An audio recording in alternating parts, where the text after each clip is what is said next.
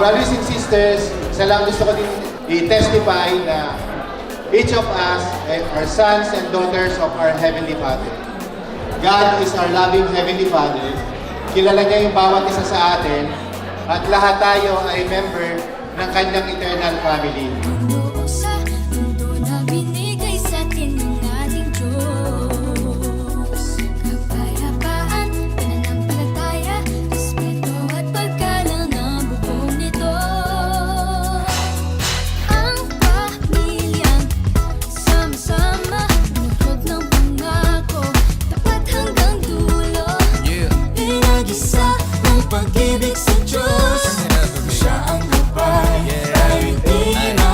Thankful kami kasi nagkasama-sama yung family namin dito. So, very good yung objective and nakakapit naman. So, yeah, nag-enjoy kami.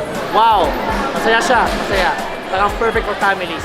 Mas napaganda pa ay napa-improve pa yung program ng BFF this year. And mas enjoyable siya sa bawat family na dito.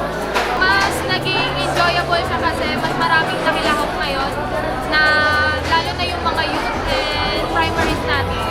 Very organized, and thank you sa lahat na nag-organize, especially sa stage. And I hope na mag-improve yung mga ganitong activity ng stage. And the best BFF.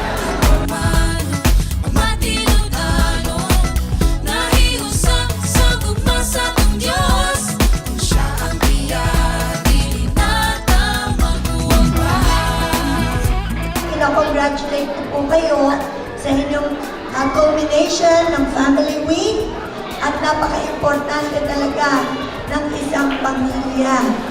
Dahil katulad ng sinabi na ang family is the basic unit of the society.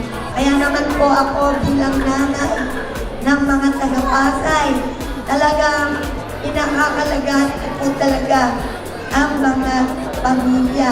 The Church of Jesus Christ of Latter-day Saints is the kingdom of God here on earth para tumulungan yung mga families na maging united at maging eternal.